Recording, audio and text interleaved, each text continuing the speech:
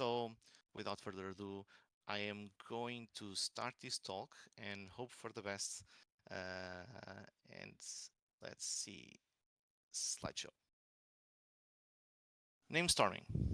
Tips to help you find a lasting identity. As we were just discussing, having a identifiable or thematic thing that it's something that is memorable will always be helpful for whatever you are building. Are you creating your own game studio?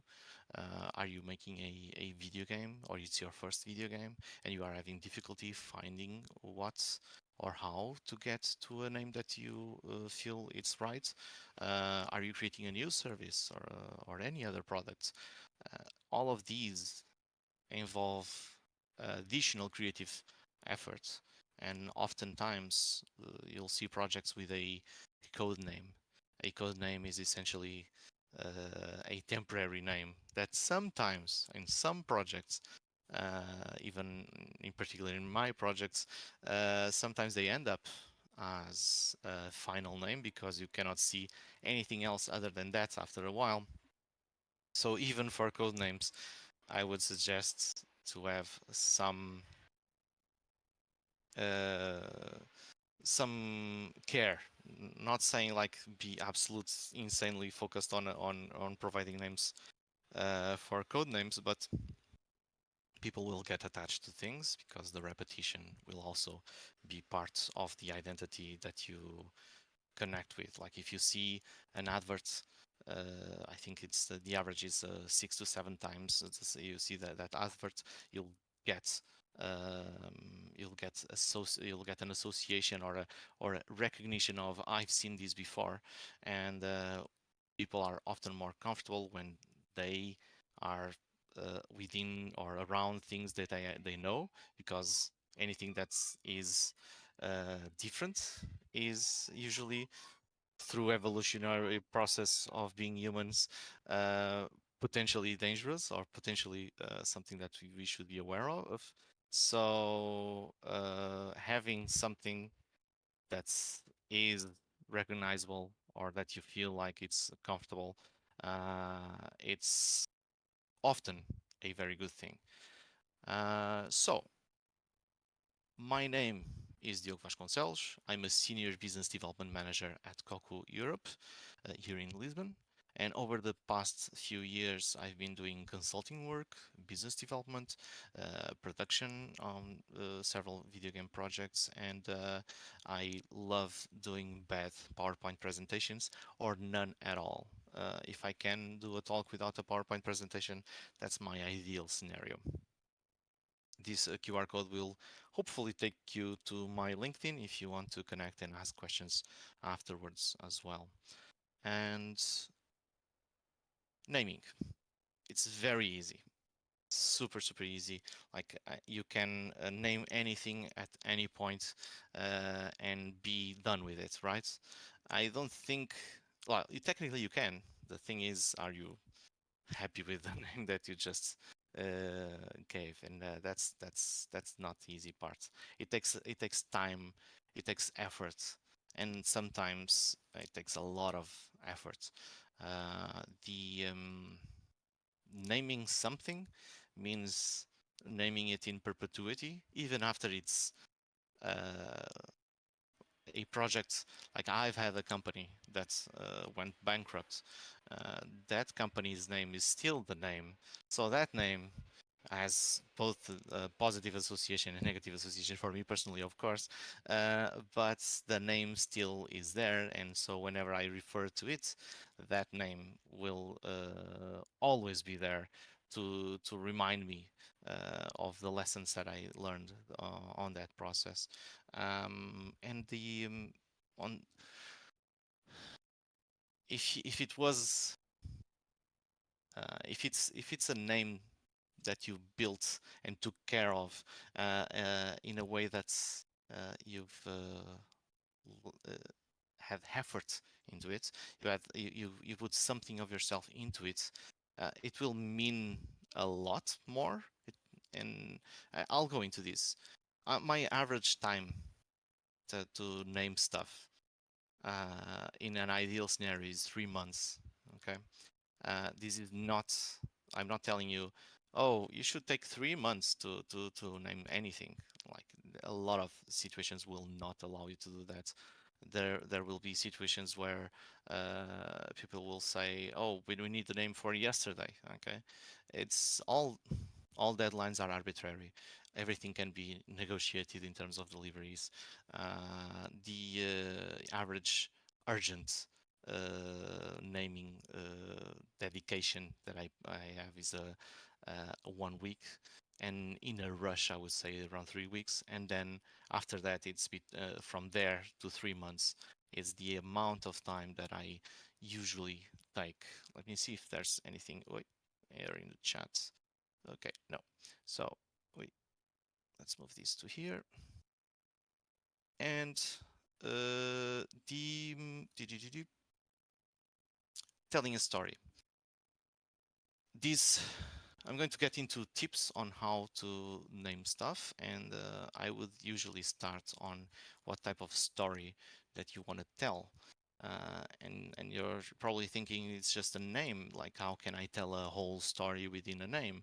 And there's a lot you can do in implying what's behind, and sometimes it will sound very pretentious when you're explaining it because 99% of the people won't get what you're saying or telling, but the fact that it is there will make you proud of what you've found.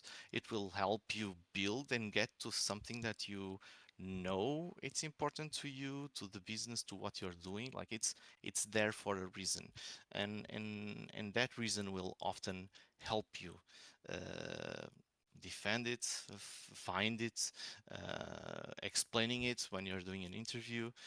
It will often it happens more often than you think. People being curious about where does the name come from, especially if it's a good one for what you are doing, for the identity that you are looking for. So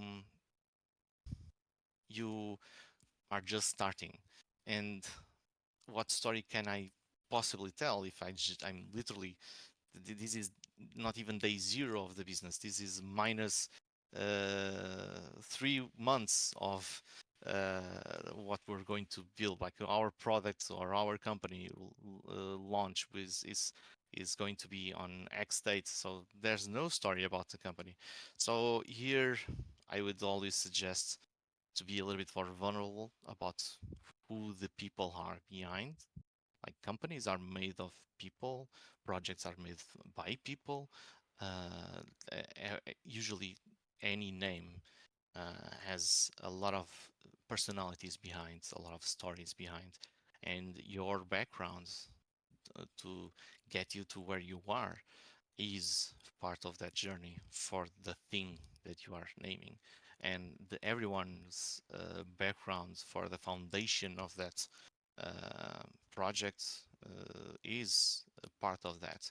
So if you find the story, you ask, you brainstorm, you discuss these, and you'll start to take some notes.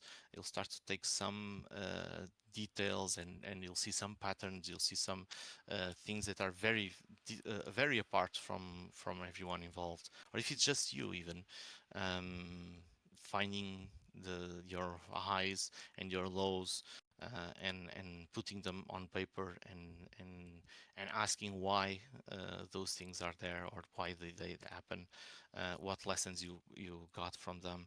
All of these are variables that will help you inform where you were, where you are, and where you want to go by creating not essentially creating a more clear path of what's possibly the direction of a potential name or several names can be if you understand where you are coming from and where you want to go to. So I'm not you don't need to literally tell a story on the name itself, but the story needs to be there, and you need to feel it's there when you're naming it. If it doesn't make sense, feel free to ask. Okay, I'm here to help. Misspelled on purpose, and the hassle of spelling the name at every single moment. This is something I I've used it in the past, and I absolutely hate it. And I would not say it's wrong to do it, but I would never recommend it. Um, let's say I'm doing a talk at Snappy Gurus, and but it's actually PEE and at the end, and the Gurus you spell it with two O's, so it's GOOROOS. So you'll have to explain, and you actually use the name of your business way more often, or your product way more often than you think.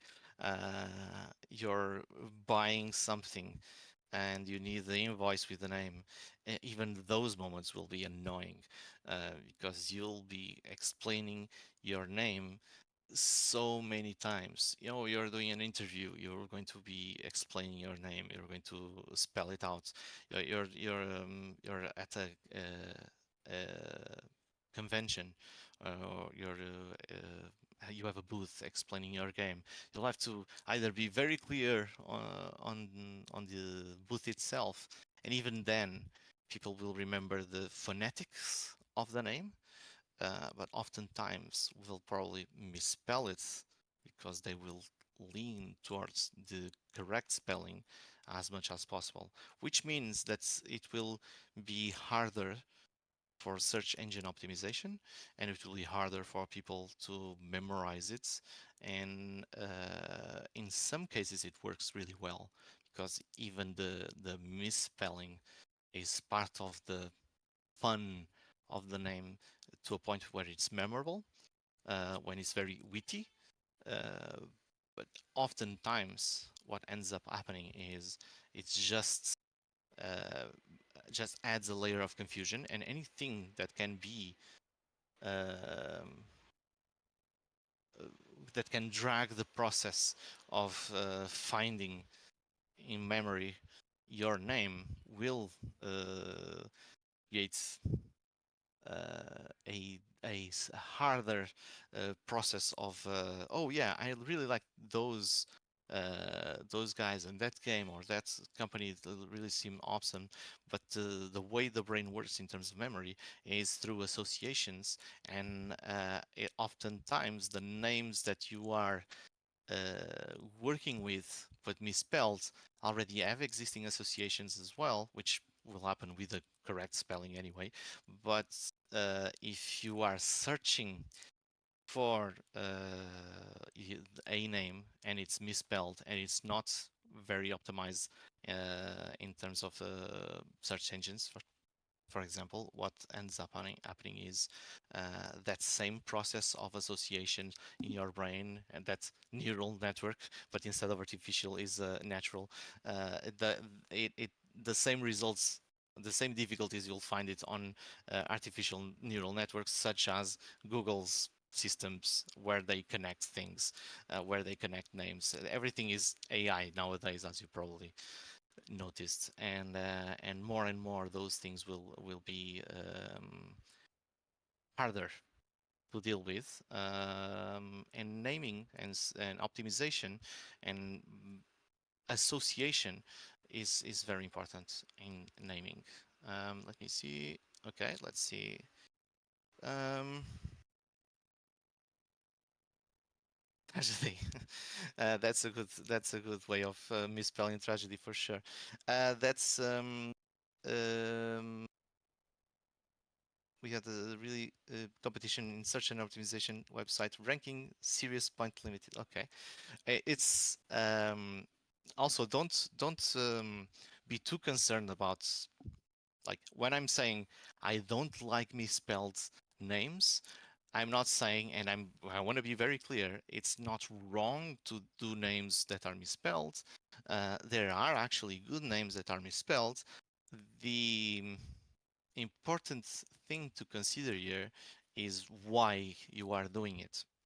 Like like I said, there are certain witty misspells that are more memorable they are the name is memorable because of the misspell. Like you have a slight smirk when you see it, like oh, I get it, and that's an association by itself. That's positive. It creates issues with the search engine optimization, but on the process of memory association for the person, for, let's say, someone, a nerd like myself that loves Star Trek, and there's a misspell that goes into a Star Trek reference, but not being overtly referencing that, will uh, be memorable for me. And if I'm the target, so everyone who likes Star Trek would be the target for my hypothetical product or service or company, then yeah, that's something that could work.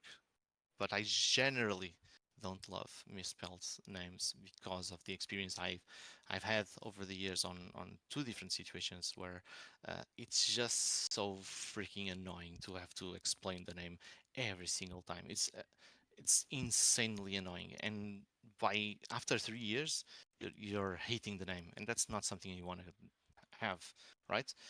It's not the name's fault itself; it's the fact that you have to deal with it in an administrative in an administrative aspects. So if you have to take care of contracts or invoices or anything that is uh, essentially bureaucracy, it will be annoying because an insurance will call you and ask you certain informations, and you'll have to spell it again. Anyway, I'll move on from this point. I'm a little bit triggered, as I can see. So let's see. Um, so imagine, I would say that one thing that oftentimes people don't uh, do, and it's such a simple thing, so it's very easy to do. It's imagine where you want to see your name. Where do you see it being shown? Is it a magazine, if those still exist? Is it in the news, in TV news, if people still watch TV? Is it on um, a giant uh, uh, Las Vegas ball screen thingy? Yeah, it really doesn't matter if it's several or just one. If you allow yourself to imagine to where you are aiming for and being ambitious, and you even mock it up, not only that will be a fun thing to do, it will also allow you to find certain issues with the name itself and the design of the name, because you're creating a brand, so the design itself will also be important. But it gives you a set of limitations where you limitations are very, very good for creativity, because if you have an infinite amount of possibilities, then you'll feel overwhelmed. The world, the universe, everything can be any path that you take. But when you create limitations, when you find a limitation of, will this name and brands and logo work really well on a sphere like screen, if that's important for you, even if it's not important immediately, but if it's important as in one day I could be there, why not design something that could fit those constraints? And even if it never happens, it doesn't matter. It's for you. It's something that helps you. And I know I'm not even getting into how to exactly name things, but and I'm just mentioning the uh, the the overall vibe of how the name will look like. Uh, but yeah, these steps are important. They are important for you, for your mood, for your creative energy, brainstorm, willingness to explore. And yeah, I think it's you shouldn't be afraid. Nobody will uh, make fun of you for you doing a mock-up of these. Nobody will care even, to be honest. You just do it for yourself. It's important that whenever you're naming something, it's important for you to feel pride and to feel a story behind it and feel that it has a soul that you've embedded it into it, like a little bit of yourself, a little bit of your story, a little bit of where you want to go and where you are coming from. So imagining where your name is going to be shown, for example, a press release, mock up a literal press release, even if you're not ever going to use it, and mock it up in a way that is even funner to do it, like oh, Snappy Gurus reached for its first time 1 million attendees at a talk. Like the world was looking at this amazing talk on Discord. It almost broke the servers of Discord. Just do a silly press release with the name, and then just feel it. Just look at it. Do you vibe with it? Why not? Or why do you do? and and take note of that thing, like oh, I really felt it, but you have to put it into words. So you will have a hopefully a notebook or a text file or a Word document or a Google Doc, whatever works for you, to take notes of why does that work for you personally. And even you don't need to be formal. You don't need to be to put those informations in a strict way.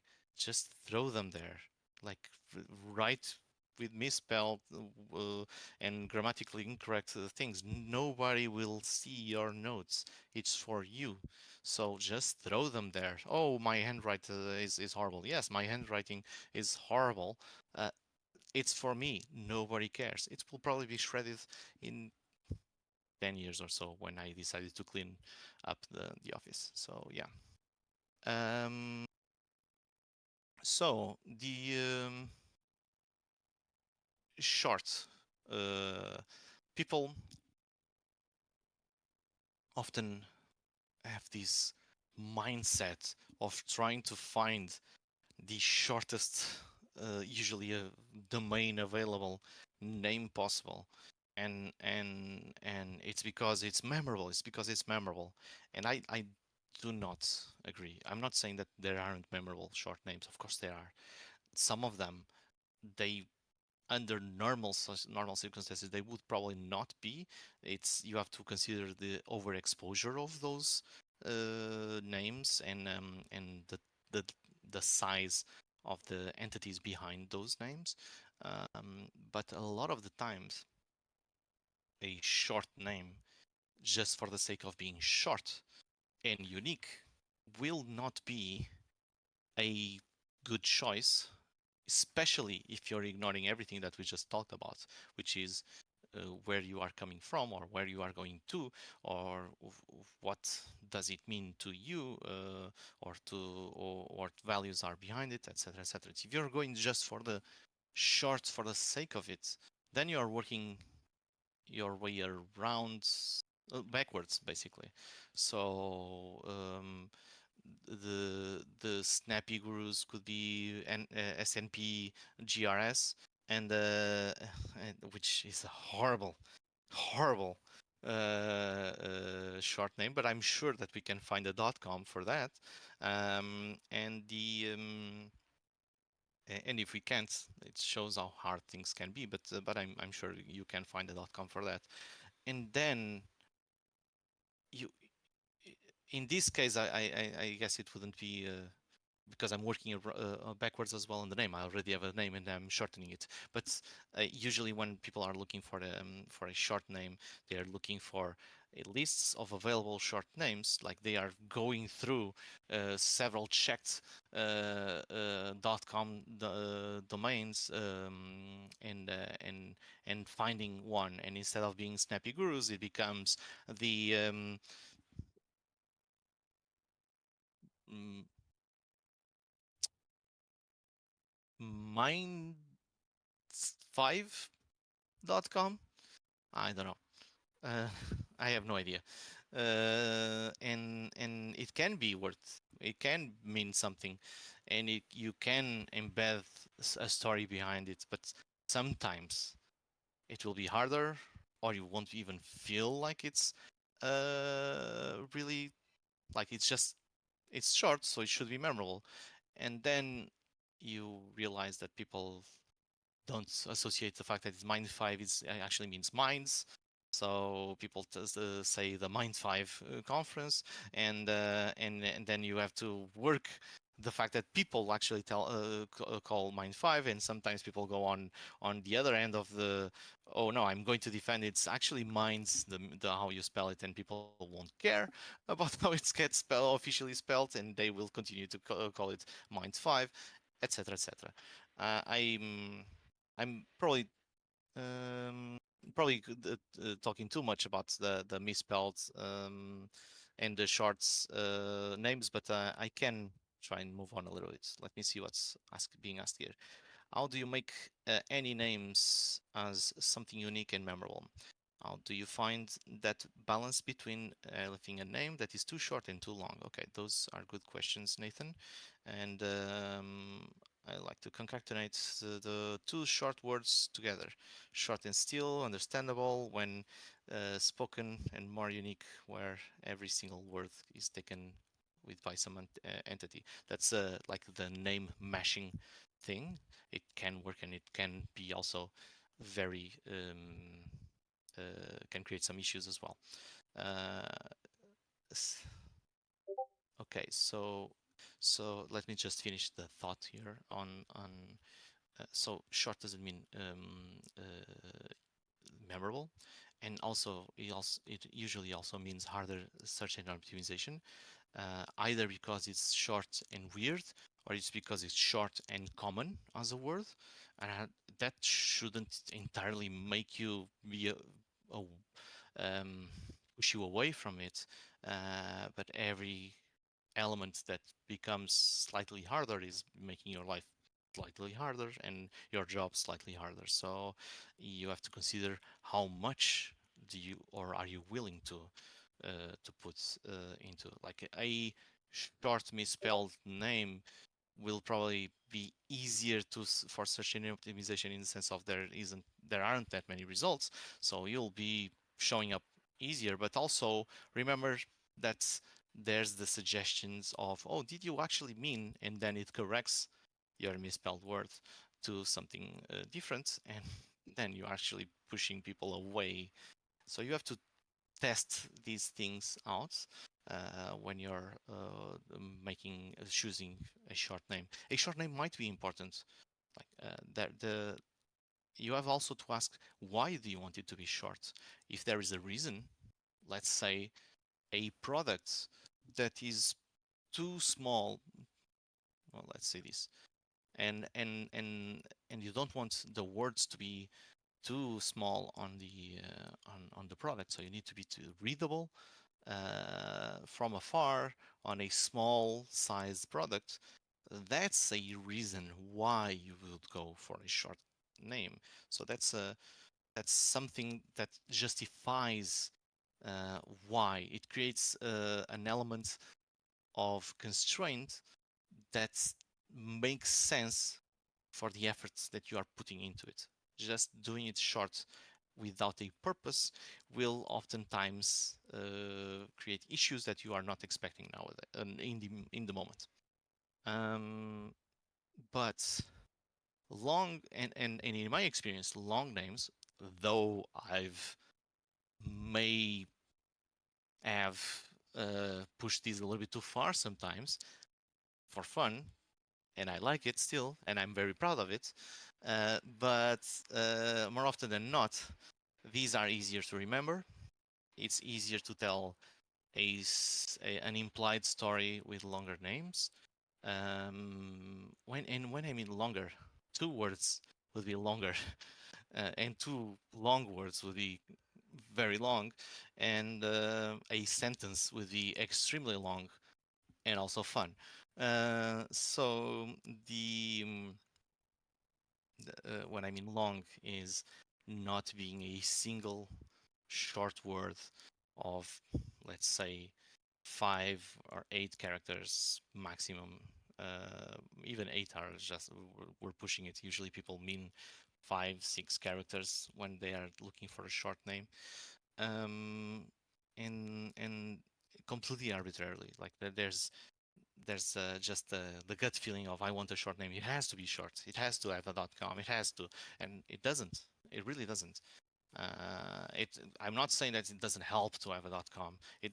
It's useful, but it's not necessary. Like for 12 years, I had a business that's the .com domain was not under our name. It was captured by domain hoarders, and not only we survived, like I think we thrived over those 12 years. It and the name was, it was 2 words long, and that's the you shouldn't be afraid of long names, and you shouldn't also just look for long names. You just need to be aware of the limitations of what a short name or a long name might have for what you're intending to do. And without that awareness, you'll be making decisions with without all of the variables uh, for something that in the end will be always there with you, hopefully for a very, very long time. And you need to feel comfortable with saying it, with saying it, singing it, writing it, seeing it on advertisements, hearing it from other people saying it, hearing them uh, pronounce it incorrectly, which also gives you an idea that any name that you choose, you will have to try and find how wrong they can probably pronounce your name in different accents in different regions of the world and on different languages.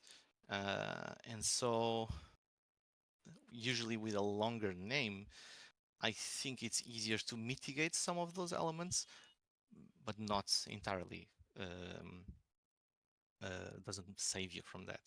I also think that longer names or association of 2 words creates, and those words not being misspelled. If you connect uh, a a personality and an animal, and you just join them together, not literally smashing them up, but having like these 2 elements together, and there's already some expected ideas or concepts behind that animal's actions, on how their personality usually is perceived in different cultures. Uh, you are also embedding the name with already all of that information associated in the brain, and the explicit personality that you want to give to tell that this team is a little bit like this and this, right? So, uh, and then you have to ask why that animal, and why those perceptions of that animal would be useful for you. Like you can literally go for, oh, I think chihuahuas are fun and cute, but why why a chihuahua? Maybe you have a chihuahua. Why do you have a chihuahua? What do you like about your chihuahua? What if you describe your chihuahua, I'm sure that you'll probably have said, oh, it's like sometimes like a human being, or like a cat, or like a, and then you go on and tell funny stories about silly things your chihuahua might have done. um, those are the ones I'm looking for.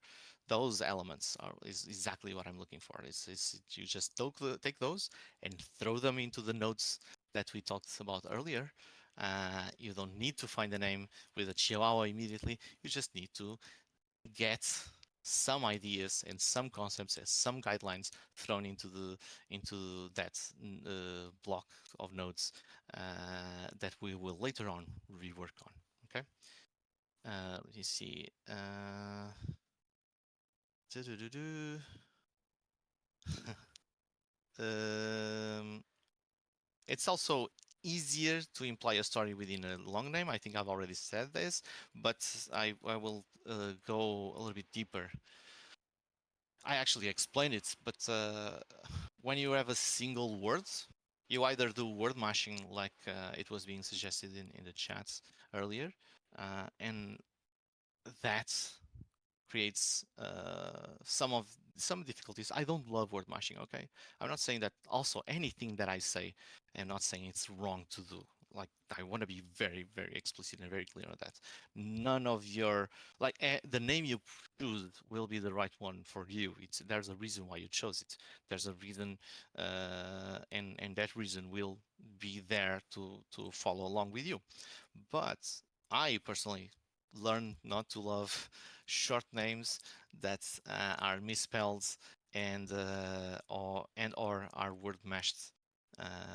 Because every time I've done it in a service or product in the past, I've always encountered uh, more uh,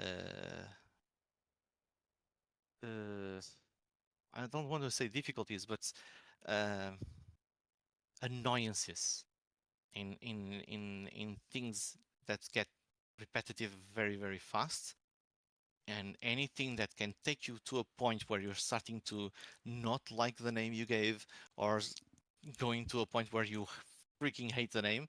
It gives you a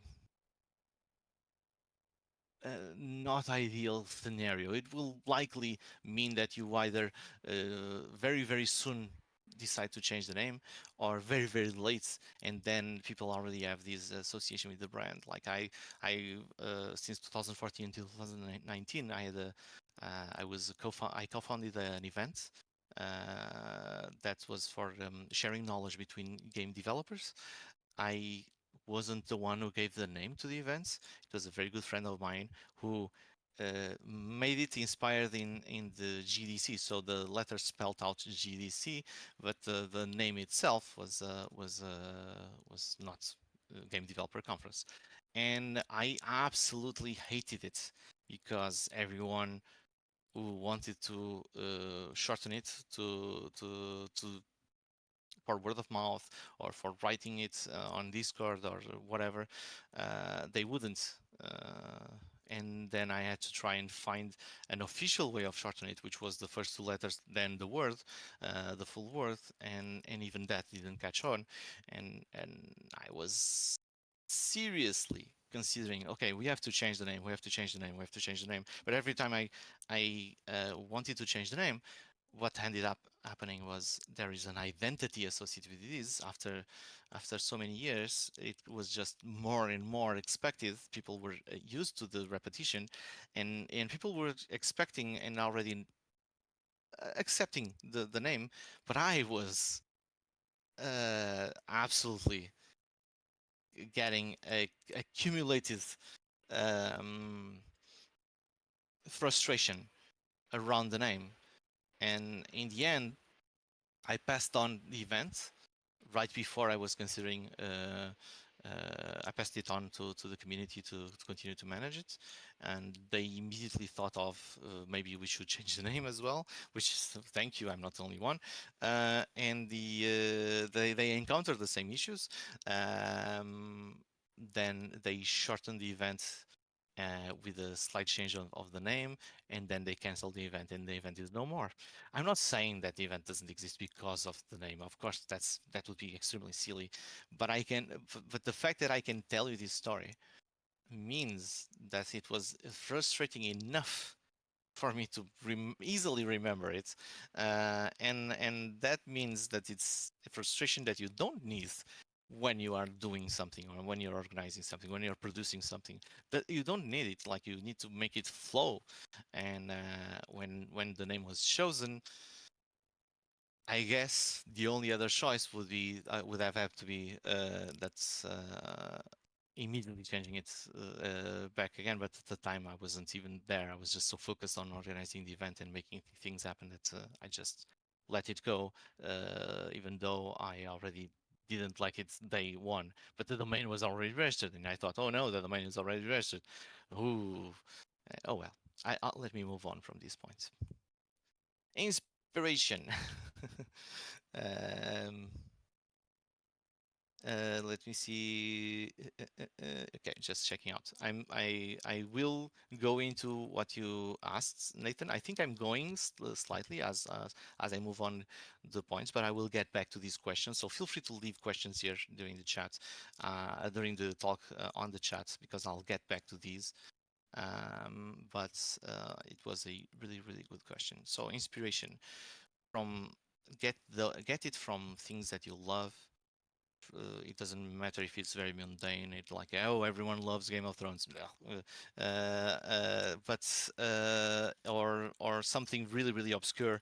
That's a show from the 70s that was cancelled on the first 3 weeks. Mm. And only you and other 10 people in the world love it. Fantastic. Get those as an inspiration. That is useful backgrounds and interesting things that will give it the name a layer of it will give it some hidden meaning. It will give it some oomph to it that maybe just you know, and maybe you will share it, maybe you won't. It doesn't matter. Or if it's mundane, everyone will recognize it and make the association. Aha, it's a take on X or Y. That's fine. As long as you are aware of it in your notes, like, oh, maybe I would like to use this inspiration, or a combination of these inspirations, it helps you get more of a guideline on how to do this. So anything that is a positive direction for finding a name, you should take note of it. When you're creating something, the process of creativity is both sometimes the spontaneity.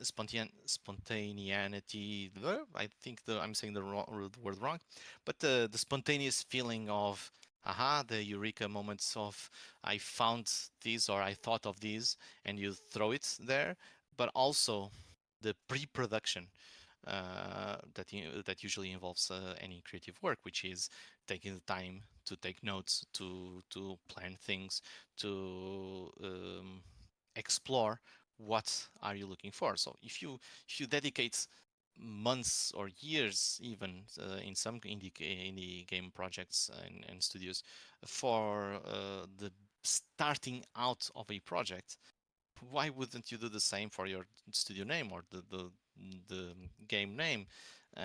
And for games, by the way, I usually tend to leave the name to last because sometimes during the process of a narrative game, things change a lot. So in the end, kind of feels better to me to give it a name. But that's my intention, and oftentimes what happens is uh, the name comes up as you're developing things, as you are filling them out.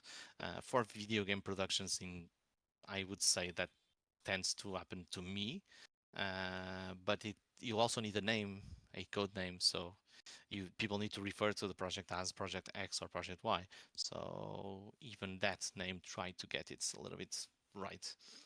Anyway, do things that you love, find those things that you love. It's very important to bring those into the process of finding a name, even if those things are not directly related to what you're doing. They are. You're just lying to yourself, because if it's you and you are behind these, then it is related, right? So not just the names of things, but also when I say Game of Thrones, for example, the I'm not saying to do the gurus of the thrones of gurus. Okay, that's not what I'm saying. What I'm saying is to find why you would like a show like Game of Thrones.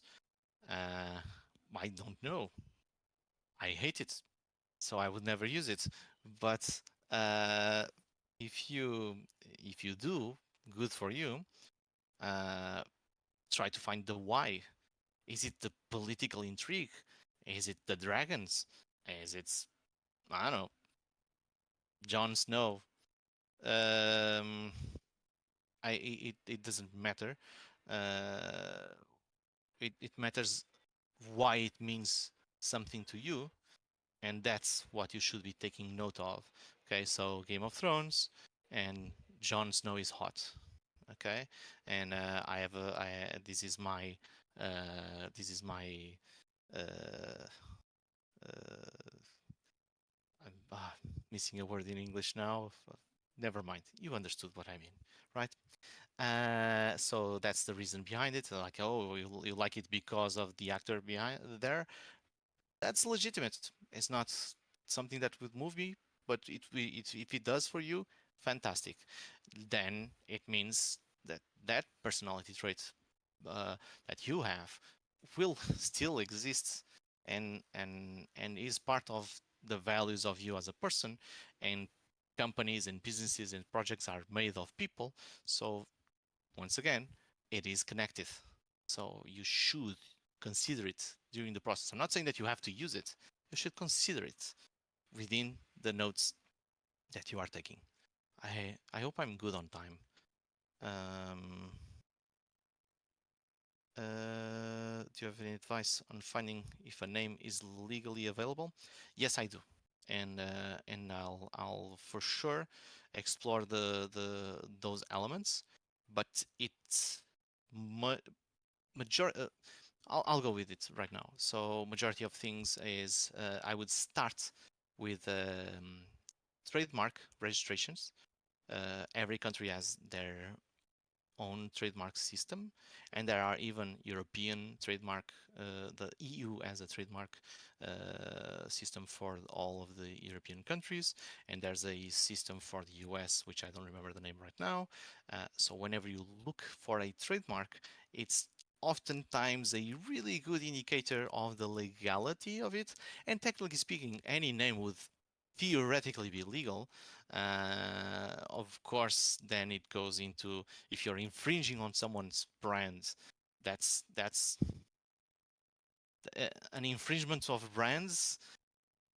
I guess you could consider it as illegal, but it's not the law by itself. It's just there. Even in that context, there are certain situations where the same name is valid. When you are registering a trademark, you are registering not only the associated um, uh, letters of that and the way you write it, like let's say it's 100% the same, or the design, which that would be very more egregious if it looks the same. But another thing that you are registering when you're making a trademark is the associated um, uh, commercial activity. There's a commercial activity code, and you're saying this trademark is for making a shoes. Let's say shoes. Okay. So if you're making shoes and they are called Snappy Gurus, which actually sounds like a really cool name for some sports shoes. But let's say these Snappy Gurus, a mixture of nerd sporty shoes, uh, you and there is already a trademark for Snappy Gurus, but they are specifically and registered for events. It doesn't mean that you cannot use it. It doesn't also mean that you won't be approached by them and trying to find a middle ground of or usually doing a DMCA like a takedown of please don't use our name. It's very similar, but it technically isn't illegal. It's just a process of trying to understand if you really want to have a brand where there's a very active being defended brands already doing stuff, and if you do for X or Y reason, you take note of those reasons. Why do you want to do that? Why does it make sense? Why ask why a lot, but don't be afraid of finding a name. For example, there are brands that are virtually dead. And sometimes you can even wait for them to expire, and then there's a deletion period similar to domains, and then it's free and available, and you can register and activate them and get them for you. So you can technically acquire brands that already has a history behind it. Uh, then you have to ask why you are doing that. Why is it important? Why do you want that name? And why that name in particular means all of the things that we already discussed. And if the baggage that comes with it has the same meanings, or if it brings some other perk behind with it. That's why certain older brands of products, supermarket products, are starting to pop up. It's not the original ones who did it; they just expired, and someone else picked them up and worked from there and revived some of the brands. Sometimes doing as close as possible as a product to what it was before, which is good. It's fine. It's working with people's memory, and that's if that's the purpose, a revival of a product. Sure, fantastic. But if it's something new worth building, consider the baggage. Okay. Sorry, I was here on Discord. I have no idea how I am on time, but I'll continue. I'll move on. I'll speed up. Um, so yeah, but not just the names of the things themselves, but the concept behind them, what they mean to you, the emotional value that they have for you. Include those on your list. And boring. Do you need to sound super serious to banks or investors? And why? Right?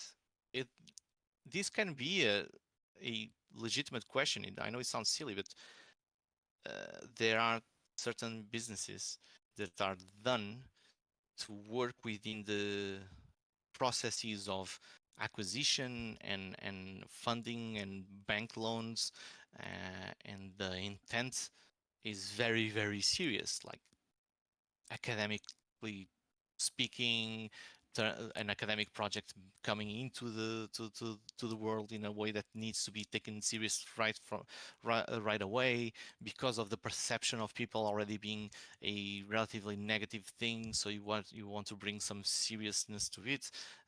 There, like I said, there aren't wrong ways of naming things. Well, there are, but what I mean is there aren't wrong rules or concepts.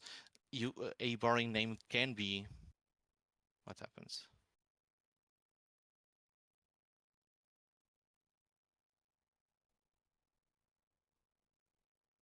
Wait, sorry about that.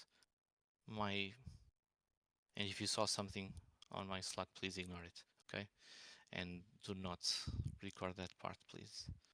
Sorry about that. This just jumped around, and I was trying to understand what was happening. I guess if I started at 9.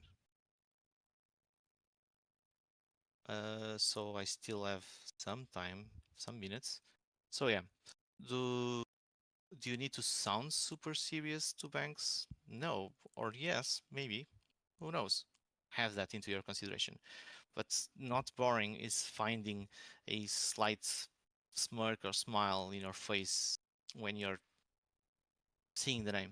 Okay, when you're that that slight proud smile of every time you see the name, like I did that and it means this, or you don't know what the actual meaning of this, like, or it fills you up with some pride or some fun element. You take joy from the name, and that's a very good sign of a very good identity, in my opinion. Um, it can come from the fact, like I was saying, it comes from an Easter egg within the name. It can be the fact that people are getting very intrigued about the name, or it can be because it's very obvious and you are proud of it in a sense. I After a decade, over a decade actually, of people asking me where did name X or Y. I'm thinking of my previous company in this case, but where did the name came from on several interviews, several talks, several workshops, several events. I've it was probably the name that I was asked most. But there are several other names that where people asked, "Why did you name this?" Sometimes with some indignation to it. I can tell you why as well. But the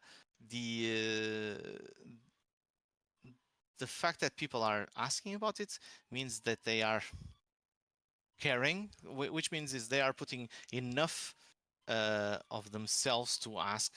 They are taking the time, so that they are curious enough.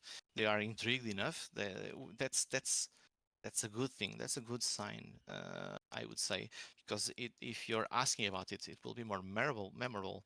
Like, why is that? Like, and it just creates a new association. And then if you explain what it is, you are helping the neural pathways to get stronger and connecting with elements or concepts associated to it. So whenever they get back to those to that name, or they see it again, that they you are making those memories, the associations and concepts and name being stronger and stronger slowly, because they will remember all of those elements or the associations they did by themselves towards it. So it's something that isn't boring, will usually contribute for a more memorable thing.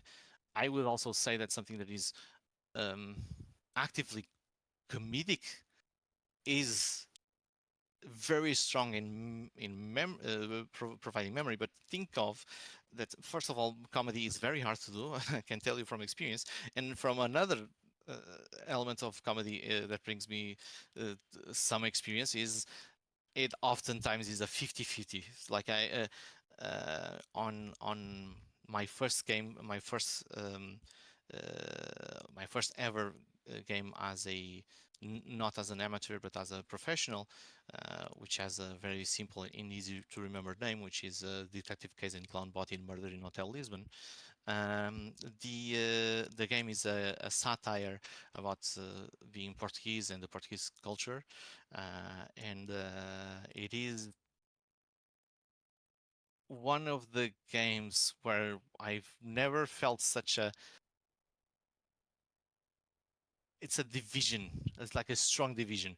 People either love the comedy or hate it very strongly, and very very rarely I've seen a middle ground. To be honest, I don't even remember a middle ground on this particular game and the sequel. Um, the but the name isn't boring.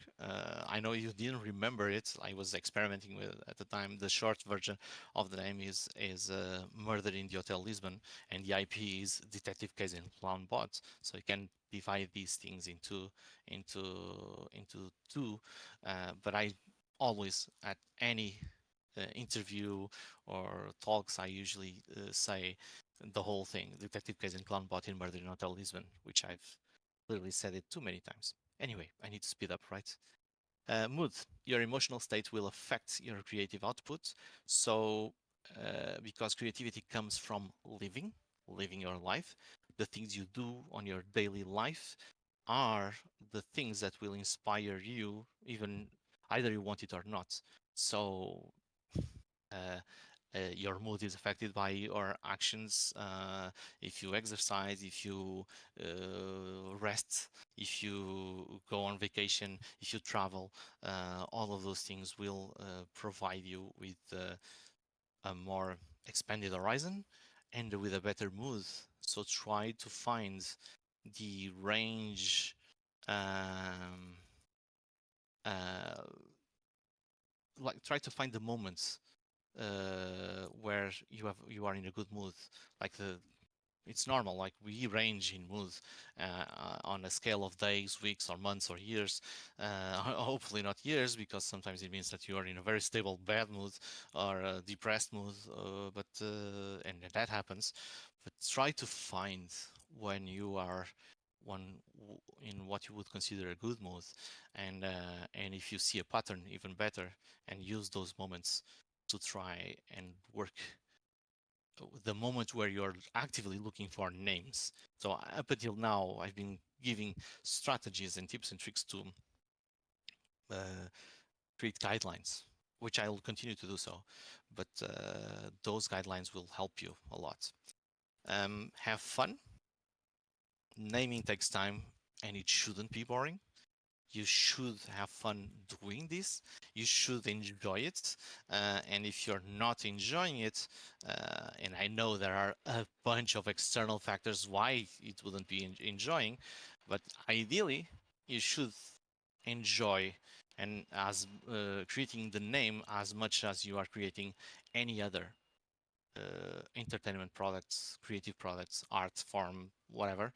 It is part of the whole, and not actually a separate thing. So being silly is fun, and this is my favorite exercise for naming. Try to be as silly as possible also in exploring names. So in the process of being in a good mood, knowing your references and your all of the guidelines that we've seen up until now, throw as much as possible with silly or what you would consider silly or very likely not to be there as a name, but just throw them there for fun. I have a bad habit of when I'm doing very boring documents to in between writing something silly and then asking people to review my documents, and sometimes I hear a laugh, like a hysterical laugh, because you're, for example, reading a very serious contract and then has like the most silly sentence possible in between, and then it continues to be serious. I know this is a really bad habit because it has backfired in the past for me more than once, sending it to a client or to a very serious entity such as a bank or etc. But uh, I continue to do it. It's important for me in the process of being fun, but I avoid it as much as possible on documents nowadays. But in the naming process, it's only for you or your team to go through, and you should have fun with it. Like it will also allow you to ask, why do you consider that silly, and why do you consider that invalid? And you take notes of those things. Why does this silly name doesn't work? And you explain why in a very rough way, like oh well, I wouldn't be taken serious. Oh, the association with sausages can be too German or too sexually implied or wherever. It doesn't matter what it is. It once again, it's for you, but you should explore those things. And sausages are fun. I love sausages. I also love bananas, so bananas was the direction I went with on the previous company. Not the name itself, but yeah. The bad ones. So this is the my absolute favorite exercise on finding a name. You have to list on purpose bad names that you would never use. And this is the first thing I usually do because it's so much fun for me. I you let's say you do 20 names of, oh no, low battery. Mm, do I have enough battery? 10%, it's fine. Are you still here? You are. So yeah, bad names. Oh, it's so much fun. You have to be serious about it. You have to serious in the sense of you are actually trying to find names that could hypothetically be what you are looking for within the guidelines of what you have within those guidelines, but also being bad. And then after we have like 5, 10, 20, ideally 20, okay? You'll go through the list of the bad names and you'll describe for each name why is it bad. Because a lot of the times you have a gut feeling of it's bad because of this. And then you write it down and you rethink it and you reconsider it, and sometimes it isn't, and sometimes it is really bad for more reasons that you actually thought of, like it was intuitive, and you write those guidelines down. What will this help you? Well, now you have more constraints of why, and what and how and where and when, and all of the W's, where you want to go for with the name, and where you don't want to go for. So creating limitations, and then you have to be very creative within these limitations. I hope this makes sense. And okay, no, actually I want to explore this one a little bit more. The the bad names. Last time I helped someone finding a name, uh, which I think it's hilarious. But anyway, the I asked her to find 20 bad names and then justify them. And what it ended up happening was, after justifying the 20 bad names, there was one where she actually couldn't justify what was bad. It was just a immediate gut feeling. And then she kind of explored the opposite, which was why she was thinking it was good. And in the end, it turned out to become the name that she went with, which I guess it's a process as well. It's not the process I usually go for, but if it works and if you like it and if it makes sense to you and nothing else sounds correct, then I guess it's valid, right? But yeah. Anyway, before I finish, I want to tell you a quick story about this talk in particular. Not this specific one. This is not the first time I do this talk. This is a slightly modified version of talk I've done in the past. But the intentionally bad for fun and giggles strategy for this talk was, so wait. Uh, this slide is in the wrong place. Yeah, see, okay. So on the, I thought I was missing a slide. So for the for the bad names examples, speedy mentors, quick sages, energetic experts, and sounds rushed or lacks authority or expertise, mixes modernity. This is the type of notes I'm telling you to probably go with, but it doesn't need to be like this. Just take notes as it works for you. That's what matters. But these would be an example of the type of bad names that I would consider. Some of them you may not consider bad names, but yeah. Anyway, going back. So intentionally bad for fun and giggles. The original title for this talk was "Your Name Is Only the Beginning." Ironically, a working title. And I've submitted this talk to several conventions, and nobody was picking it up. And I thought it was funny. I thought it worked, but nobody picked the talk. And I thought, okay, let me try and find a title that I don't love, and it's like in between uh, what I would consider acceptable, but still bad for me, and workable and serious enough to be accepted as a talk. This is part of the reasoning why the name is there. Like, oh, if people are not accepting it as I intended, then this is part of the constraint. So I tried to find that serious sounding balance between liking and sounding interesting. So the new title was a name mesh, which I don't usually appreciate, so that's why it's there. It was on purpose, so I would consider it bad for me, once again, it's not a rule that it's bad to mash words. So Namestorming, which is a mixture of naming and brainstorming, sounds all right. It's catchy. And then a tips to help you find a lasting identity, which I think that's what I've done in this talk. I gave you some tips. It's not the whole thing. I have plenty more little things and tricks to do, but I have a limited amount of time here. So here we are. I guess it worked since I've changed the name to this. I've had more than one opportunity. This is the third time I do this talk, and I'm going to do it a fourth one very soon. But with slightly longer and with more contents.